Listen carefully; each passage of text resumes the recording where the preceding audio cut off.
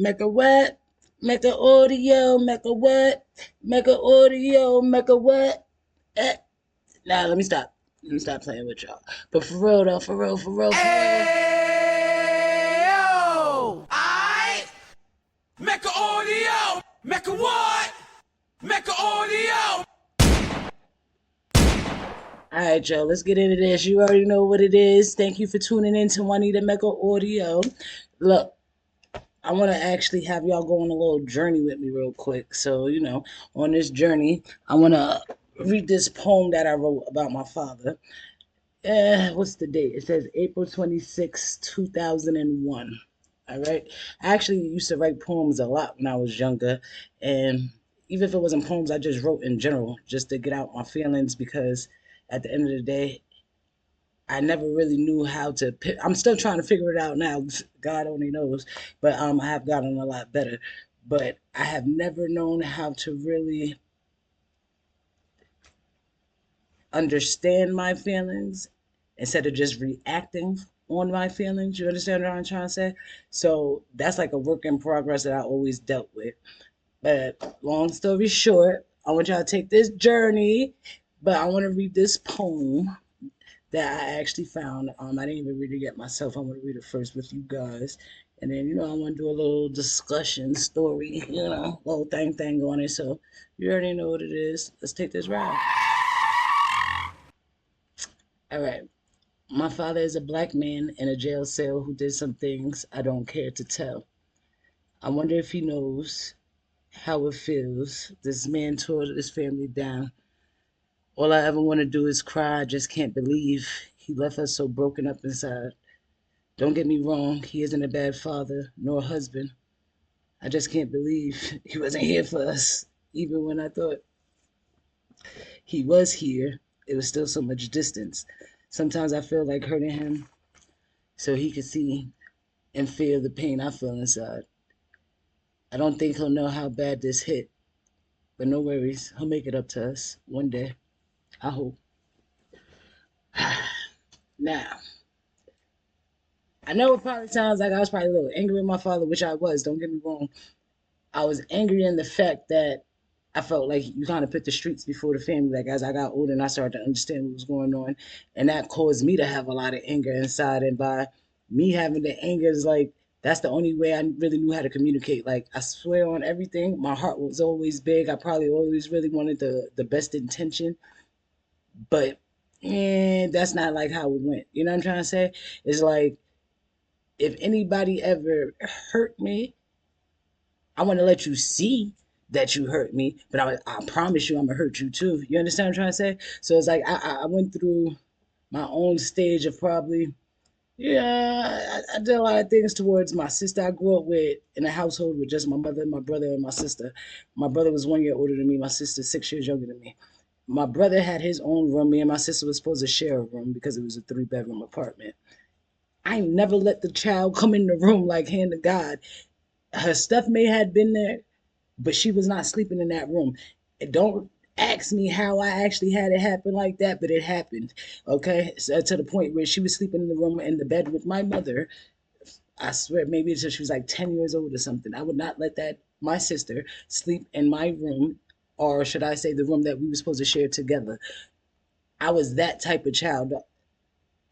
My mom worked 3 jobs with us growing up. You know what I'm trying to say? So it was me, my brother, we actually took care of my sister. Back then it was different. You was able to actually hold down the house and nobody was saying that. Now you already know people gonna go to popo, and the kids is not even as mature in that mindset as it was back then for the children like myself growing up. But like real talk, me and my brother we used to fight like, nah, I'm going outside first. No, you got nah. You gonna stay, you gonna watch her because my mother worked so much because my father was going, she was doing it by herself. So she worked so many jobs and so many hours. It was literally us three holding it down. Don't get me wrong, my mother was the best mother that she could be, and she did everything that she could do with what she could do in that time. You know what I mean? But we used to like. I used to be like, yo, I'm gonna go downstairs real fast and check the mail or something, and I would dip and go play on the block. Have that my brother stay in the house and take care of my sister. Like me and him, we used to fist fight growing up. I was real aggressive because, which I'm actually learning, but I'm still working on. But I'm definitely 85% better than back then than what I am now when it comes to not letting everything offend me or not take everything so personally. You know what I'm trying to say? I gotta save my energy for bigger things. I can't get so mad at all the small things. But back then I used to get mad at everything. Couldn't nobody tell me anything about me. Couldn't nobody tell me I was wrong about anything, regardless if I was wrong or not. I'd be damned if you gonna tell me. You understand? So it's like my mind frame was real different. And I grew up in a nice, a nice regular neighborhood. Definitely didn't have a lot of black people. I believe the school I grew up in, it was just me, my brother, and probably two other black kids, and they was brothers. That's why they was black in the school. So it, I don't know what it was, but I was far from racist, but I feel like I received that towards me, which made me get even more on people whenever anything was said, and I got like, yeah, I'm that one, and you're not going to play with me because I didn't want to go for that, you know. It was cool for a little while, but I got in a lot of trouble in school. I ain't even gonna hold you. I got in trouble real early. I got suspended so many times and had so many absences. I couldn't even go to my eighth grade prom. I think you were supposed to only have like 10 absences or not 10 absences, 10 detentions. And of course, I had like 15 where I couldn't go. That it bothered me a little bit, just a little bit. I even got left back in sixth grade because I wanted to do all this and act like I knew everything, and me paying attention wasn't all that. I was so wrapped up in all the emotions and the pain that I was feeling and going through because I was me being the middle child. I actually felt left out majority of the time, majority of my life. I felt like it was never me as that one or the special one or the smart one because I was always known for the bad one. You know, like, oh, Nene did this now, Nene did that. Oh, the school calling about Nene. You know what I mean? It was always like, you know, Ayo! I felt like everybody was coming for me. Like, I may not have been the best, but give me grace in the sense of what I have been going through and the emotion I'm feeling for the loss of my father. Like, I swear it probably didn't even hit my brother the way it hit me, but like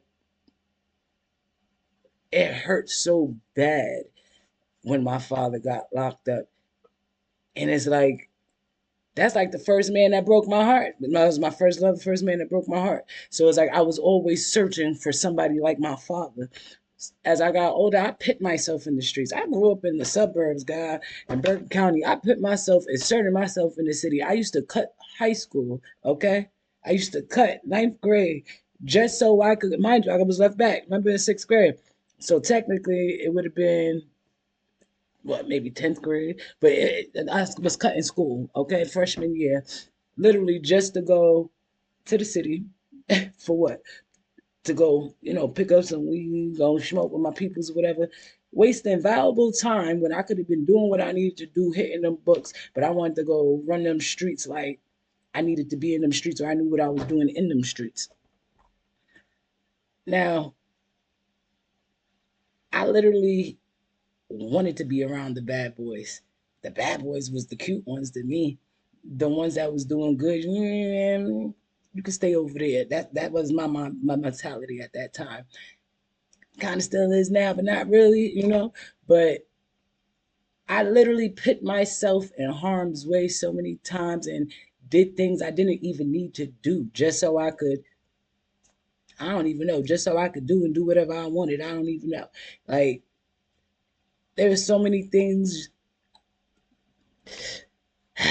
that I did. I can't say and I will never say I regret it because it had to happen so I could go through it and be where I'm at today and learn and actually be better. You know what I mean? And have the knowledge I have to forgive myself at the end of the day, but never forget so I won't be able to make them same mistakes again. You know what I mean? But like me myself, you could say I probably loved my father so much I even planted myself in prison. I don't know. like, because I wanted to be around so many people that was like him, or that I believed or and I was told that was like him. So you was on the street, you was doing what you were supposed to do. That's okay for me for you to have a job. Like, you doing that 9 to 5, I wasn't even with it, because I'm out there running them streets too. I'm trying to hit it with you. I might be driving you around so you can go drop your little drop. You don't even gotta give me PC. I just like being in the seat. You know what I'm trying to say? Like, I was moving real different for nothing. And I want, and I pray for this for my kids, and for everybody else and anybody listening that actually taking heed to what I'm saying. Don't let your emotions take you to a place you can't ever get yourself out of. Try to always understand what you're feeling, whether it's happy, sad, whatever. Try to understand what you're feeling and why you're feeling it, instead of suppressing it and just moving on and reacting, or just acting like nothing happened. And then when another time happens, you get triggered and it's going to be even worse. You know, I was one of those. I ain't holding no chip on my block. I'm hitting it off real quick, and I'm letting you know what it is. I'm going to let you know how I feel. That's it, and that's all. So by me inserting myself on these streets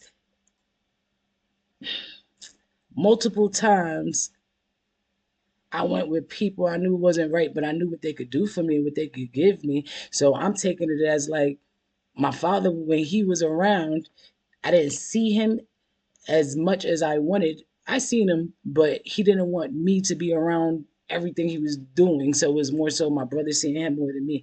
Like I said, I was begging him if I could come over to spend the night with him on the weekends or whatever, like everybody else was. So by me wanting to be around my father as much as I did, and him, giving me the gifts, but me still loving and admiring him as hard, I always felt a man giving me gifts and not being around and all that is okay. And that is what love is. So when a dude would give me money and give me that bread, that's all I wanted. We ain't need to talk too much. Like, I'm a kiki with you. But I'm gonna do me. You gonna do you. But I felt like that's what it was, and I knew my father had multiple children. So in my mind, I'm a chill with multiple men. That's okay. I'm not gonna think that's wrong, regardless if I'm doing something or not. I'm gonna get what I need to get from who I'm getting it with. So I probably had somebody morning, afternoon, and night. So I wasn't always the best. And it's like, we really gotta stop and think, because it was sad. Because so many times I remember, I know I broke a lot of hearts, but when my heart actually finally got broken, I fell for the oop de doop. Ooh, Lord have mercy. When I said I could have, you know what I mean, just blown some up, but by the grace of God, I stayed calm at that moment. And, I got my lick back.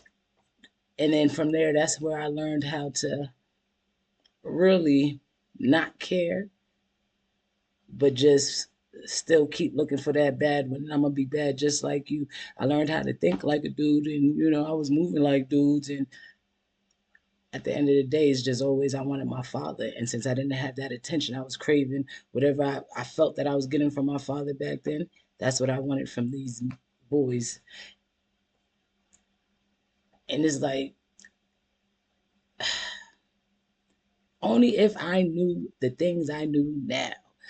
But I had to go through it so I could grow and get up to it. You know what I'm trying to say? God makes no mistakes. I can't pit fault to nothing. I had a lot of times that, I wish I would have done different. But I'm happy I did go through it, because when I say it made me strong, it made me strong, because I didn't even think I'll be able to go to places that I went. I didn't think I'll be able to get through things that I went through. And we're going to get into all that.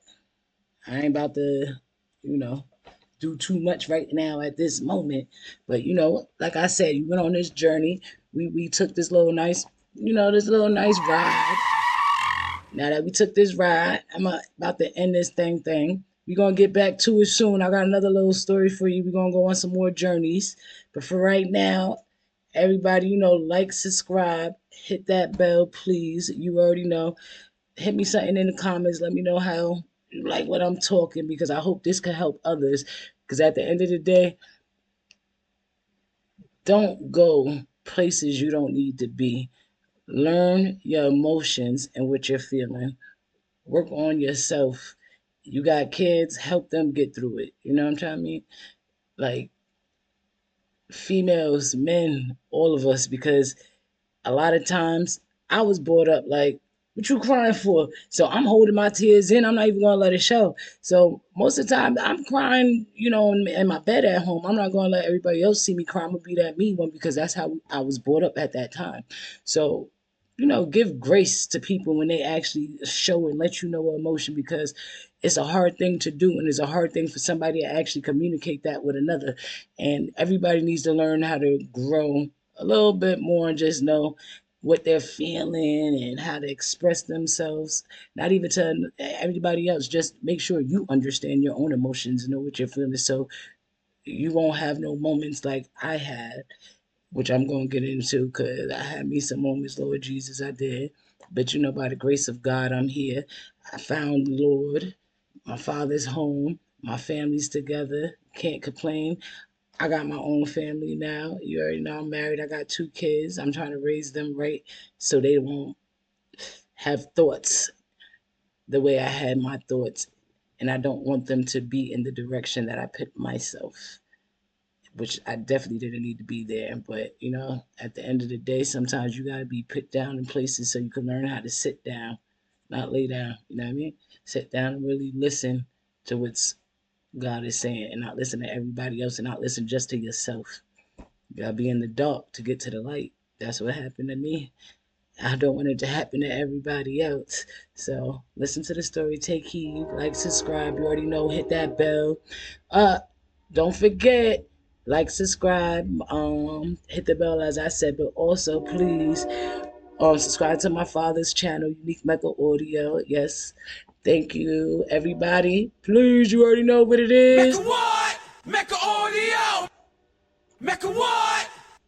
Mecca audio. I'm out of here. You already know.